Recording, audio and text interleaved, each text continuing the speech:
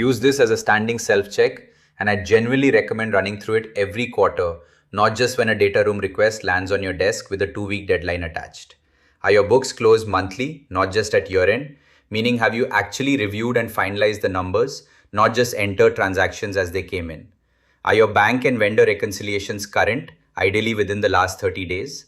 Is your fixed asset register maintained and updated whenever you buy or dispose of an asset?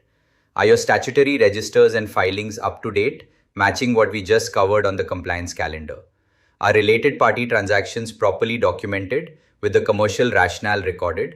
And is there supporting evidence, invoices, contracts, approvals, filed for every material entry in your books? If you can honestly take all 6 of these, you're in far better shape than most companies your size, and you'll move through any diligence process, whether it's for a fundraise, a credit facility, or even a statutory audit, in a fraction of the time it takes companies who are scrambling to pull this together after the fact. Now let's talk about what investors actually look for when they sit down to do financial due diligence, because I think a lot of founders prepare for the wrong things.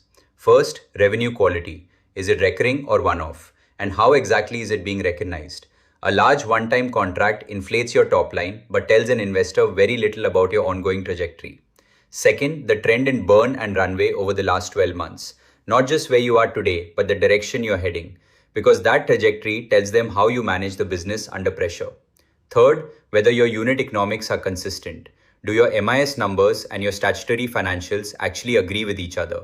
Or do they tell slightly different stories depending on which document an investor happens to be looking at? Fourth, related party and compliance red flags, which we've touched on a few times already because they come up so often. And fifth, historical accuracy. Do the numbers match every single version you shared across your pitch deck, your financial model, and your data room?